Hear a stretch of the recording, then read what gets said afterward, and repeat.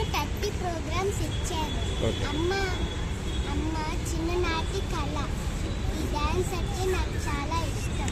నాన్నగారు నాకు చాలా సపోర్ట్ చేశారు. మీ గురుగారి పేరు? మా గురుగారి పేరు ఆశాజ్యోతి గారు. ఓకే. ఈరోజు ఈ రవీంద్ర భారతి వేదిక మీద మీరు ఏమేమి పర్ఫామ్ చేశారు? ఏ పాట మీద పర్ఫామ్ చేశారు? Second time. ఓకే. ఎన్ని పాటల మీద ఇక్కడ డ్యాన్స్ చేయడం జరిగింది మీరు?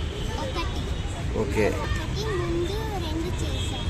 ఓకే. అయితే ఎలా అనిపించింది ఈరోజు మీకు రవీంద్ర భారతి లాంటి ఒక గొప్ప వేదిక మీద మీరు లెజెండరీ చేతుల మీదుగా సర్టిఫికేట్ తీసుకోవడం మీకు ఎలా అనిపించింది?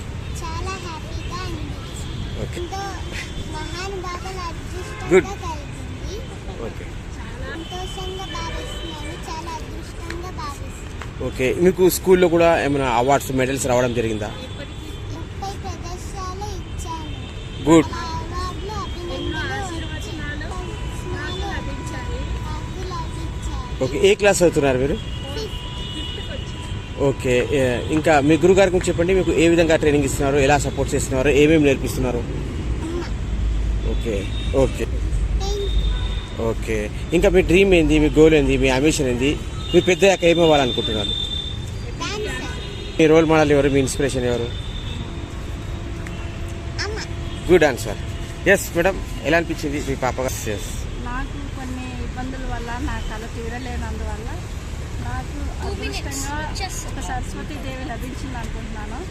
ఆ నటరాజ స్వామి దీంతో అదృష్టంతో ఆయన ఆశీర్వచనంతో నా పాపకి ఇంతవరకు నేనే తన 2 years ఉన్నప్పటి నుంచి నేనే నేర్పించాను.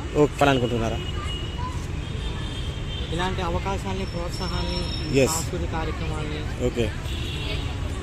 నాట్యాన్ని ప్రోత్సహిస్తున్న గురువులకి, తల్లిదండ్రులకి నా అభినందనలు. ఇది ఇలా కొనసాగితే మున్ముందు ఈ భారతీయ సంస్కృతి దేశానికి చాలా మన భారతదేశం వాళ్ళకి కీర్తి ప్రపంచవ్యాప్తంగా తెలియజేయాలని అందరు గురువులకి, తల్లిదండ్రులకి, పిల్లలకి తెలియజేశారు. మేడం, చిన్న వయసులో వాళ్ళ అమ్మ కళ నిజం చేశారు. ఒక అద్భుతంగా డ్యాన్స్ చేసి పెద్దల చేతి మీద అవార్డు కూడా తీసుకున్నారు. యాజ్ ఎ గ్రాండ్ మదర్ మీకు ఎలా అనిపిస్తుంది? చాలా ఆనందంగా ఉంది. ఓకే. అవకాశం ఇచ్చినందుకు. ఓకే.